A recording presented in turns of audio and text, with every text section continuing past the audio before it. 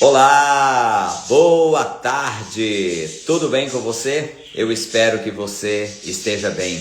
Graças a Deus eu estou bem. E louvado seja Deus por mais um dia. Temos aqui aproveitado muito bem esse tempo gostoso que tem feito. Hoje de manhã, segundo a minha esposa meteorológica, ela diz que estava 17 graus de manhã cedo. Agora eu não sei exatamente quanto que tá. Quanto tá aí, amor? Olha aí no tempo e temperatura aí. 23. Mas 23 graus. Tá um clima bem ameno, diferente dos dias passados que tivemos aí calor altíssimo. E por conta do alto calor, né, tivemos chuvas e muitas chuvas. Mas graças a Deus, né, ontem foi um dia mais ameno, hoje também tem sido bem mais ameno. E louvado seja Deus por isso, né? Então eu quero aqui compartilhar com vocês. Na próxima quarta-feira nós estaremos recebendo o pastor Luiz. Pastor Luiz é um amigo meu. Eu o conheci através, né, dos meus vizinhos aqui, e ele vai trazer um testemunho impactante. Sabe aquelas pessoas que não tinham a menor possibilidade de mudar de vida, de ser alguém? Sabe aquele que você até imaginava, esse daí não vai dar para nada, nunca vai se ajeitar na vida? Deus faz essas coisas. Então eu quero desafiar você na próxima quarta-feira a você estar acompanhando a gente aqui pelo Instagram. Nós estaremos ao vivo aqui para um bate-papo sensacional. E também te desafiar, se você ainda não viu o bate-papo de segunda-feira com a minha querida irmã Marta Adriana, desafiar você a estar lá dando uma olhada, tá bom? Foi muito bom, foi um momento sensacional. Ela contou um pouco da sua trajetória, contou um pouco sobre como foi a sua descoberta do câncer e como que ela conseguiu enfrentar e tem passado, né? E hoje é presidente do Instituto Dose de Amor, um instituto que acompanha pessoas em tratamento oncológico. Tem dado aí a maior força para as pessoas, levando esperança e fé para aqueles que, sabe, se encontram num momento muito debilitado. Porque eu acredito que só a notícia do câncer, ela já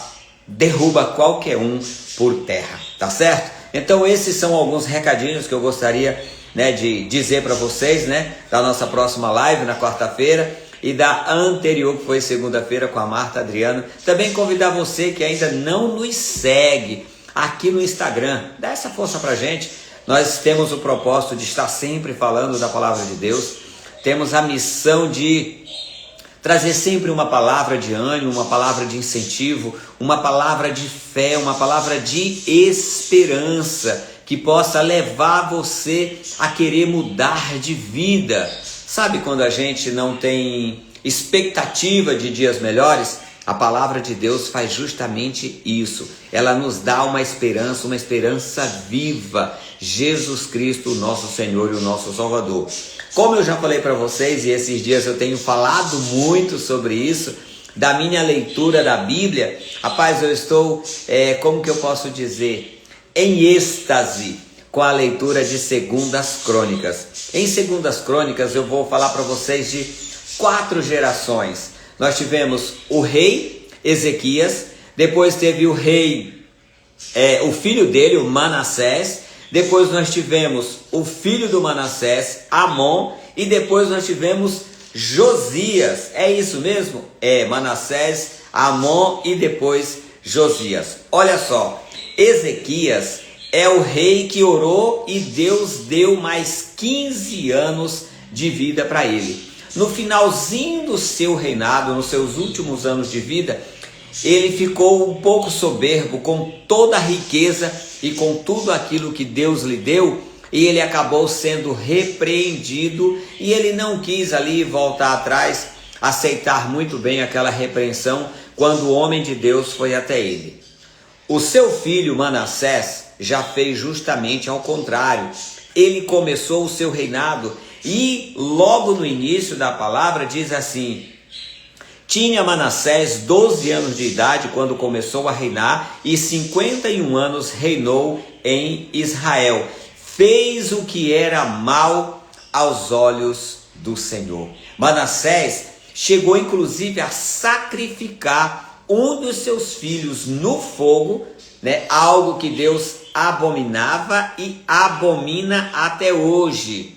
Deus não exige de nós nenhum tipo de sacrifício desta forma. O nosso maior sacrifício para com Deus é a obediência, é andar nos seus caminhos, é ouvir a sua voz, é ter um coração reto e pleno diante de Deus. Aí olha só o que aconteceu com Manassés. Ele, o reino foi invadido e ele foi levado cativo. Olha só o que diz aqui, ó. Peraí. Sacrificou seus filhos passando pelo fogo, né? Isso aí foi o que ele fez. E aí Manassés também fez errar todo o povo.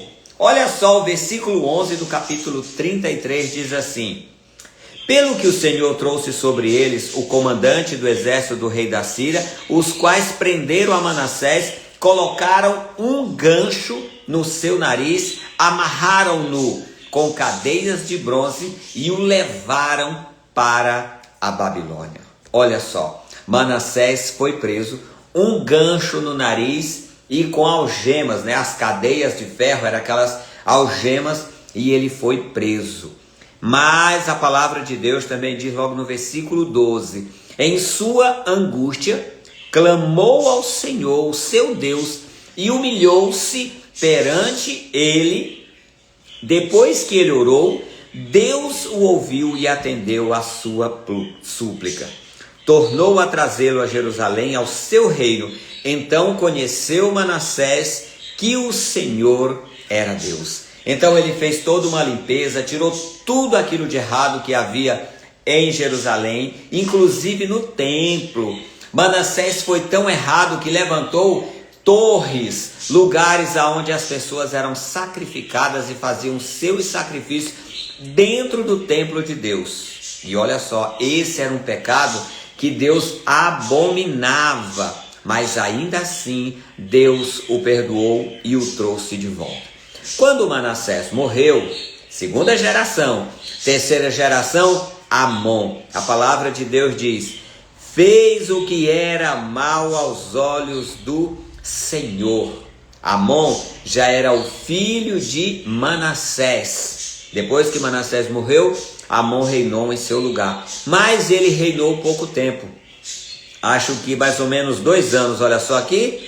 Então, olha só, fez o que era mal aos olhos do Senhor, como havia feito Manassés seu pai, sacrificou todas as imagens. Ele, porém, não se humilhou perante o Senhor. Olha que isso é interessante.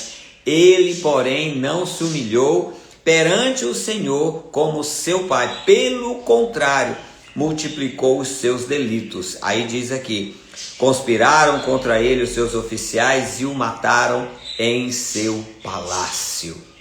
Aqueles que se levantam contra o Senhor, eles sofrem muito. Então Amon foi morto 2 anos depois que havia assumido o reinado no lugar do seu pai. Agora olha só, tinha Josias 8 anos quando começou a reinar e 31 anos reinou em Jerusalém. Fez o que era reto aos olhos do Senhor. Josias é a 4ª geração depois de Ezequiel. Teve Ezequiel, Manassés, Amon e Josias. E Josias então faz o que é reto aos olhos do Senhor, restaura o templo que Amon, seu pai, havia em 2 anos levado o povo a fazer todo tipo de pecado, todo tipo de coisa errada. Amon praticou. Então Josias vai lá e faz essa restauração do templo. E algo muito interessante aconteceu. Quando eles estavam restaurando o templo, versículo 14 do capítulo 34, quando estavam tirando a prata que se tinha trazido para o templo, Ilquias, o sacerdote, achou o livro da lei do Senhor, dada por intermédio de Moisés. Aí olha só, ouvindo o rei as palavras da lei, rasgou as suas vestes. Por que o rei fez isso? porque o seu coração ficou triste, angustiado, porque na lei dizia que não poderia adorar a nenhum outro Deus a não ser o Deus Todo-Poderoso, o Deus de Israel. E eles haviam sacrificado, haviam entrado no templo, haviam vitupenteado tudo, quer dizer, cometeram todo tipo de pecado contra o Deus de Israel. Então Josias manda que o sacerdote e os seus homens vá até a profetisa Hulda. A profetisa Hulda. E essa profetisa consulta Deus para saber o que iria acontecer. Deus, misericordioso, bondoso, generoso e Pai, diz assim: fala para o rei que isso não acontecerá nos seus dias. Ele descansará e irá ao túmulo em paz, diz o Senhor. Olha que coisa maravilhosa. Deus é bom, meus irmãos. Deus é maravilhoso. Deus tem coisas boas para cada um de nós. Basta que nós o busquemos de todo o coração. A palavra diz que Josias buscou ao Senhor. E sabe qual era o mal que viria depois de tudo isso?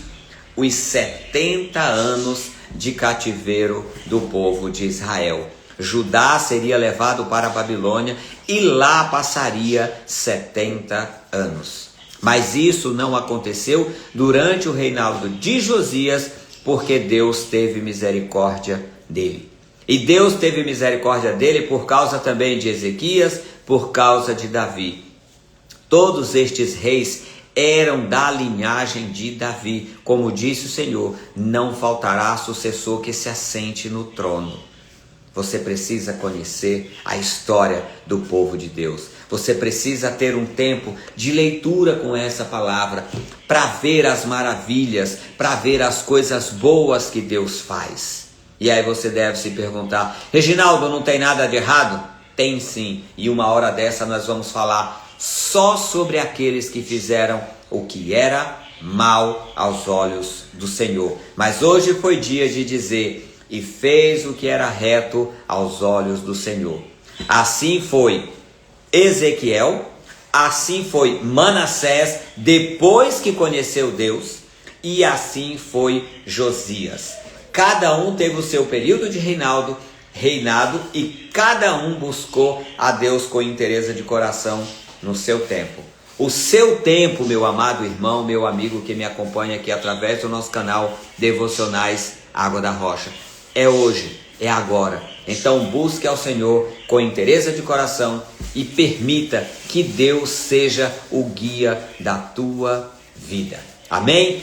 Tenha um excelente e abençoado dia na presença de Deus. Que a palavra do Senhor, que é viva e eficaz, possa entrar no teu coração e ocupe um lugar mais que especial. Deus te abençoe. Até amanhã, querendo Deus, e paz.